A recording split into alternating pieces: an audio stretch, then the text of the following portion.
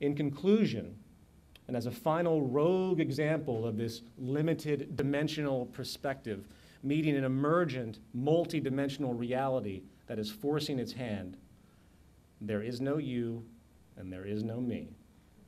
We live in a world which assumes division. Why? Because that is what we perceive with our five senses, limited sense organs. But molecular study has proven the opposite. It doesn't see it that way.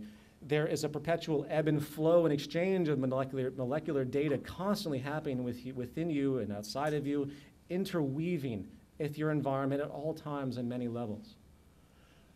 Concurrently, our life support is explicitly symbiotic as well. We need resources to live, and hence the connection to our evolutionarily adapted habitat that basically created us over generational time. There's absolutely no disconnect. In the words of Jacques Fresco, you don't see the plug up our ass, but it happens to be there. And then we have the knowledge level as well, as I alluded to before. We exist in a group mind. Newton did not invent gravity, just as Einstein did not invent relativity. For him to do so, he would have had to invent the whole of mathematical development since the beginning of time, along with all the tools and supporting provisions and everything else that comprised his state of knowledge naturally at that point in history. Every word coming out of my mouth has been learned.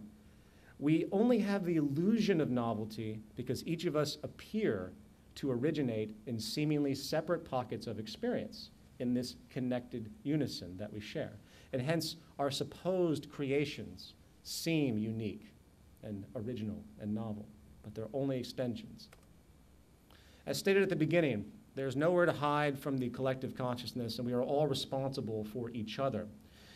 The underlying meaning of this presentation, if you will, is that until human society, again, is able to find a basic, common, working, responsible value set, which we can basically agree upon, which is consistently pinged against the emerging benchmark of our scientific reality, we have a very, very difficult road ahead. Within this context, as we listen to the world around us, I consider the most active value orientation we can have, which almost guarantees an empathetic reaction, which hopefully can maintain this social diligence that's required. I consider the acceptance of our intrinsic unification to be the most powerful form of expression of these ideas, an acknowledgement of the oneness as it is poetically termed. This oneness over division value seems to be the ultimate example, at least at this point in time, of our limited dimensional perception being overcome by the multi-dimensional reality. And if properly understood, there could be no basis for war. There could be no logic for greed. There can be no such thing as inefficiency and waste, no basis for poverty. There can't possibly be class.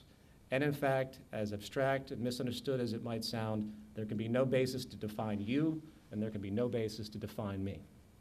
Thank you.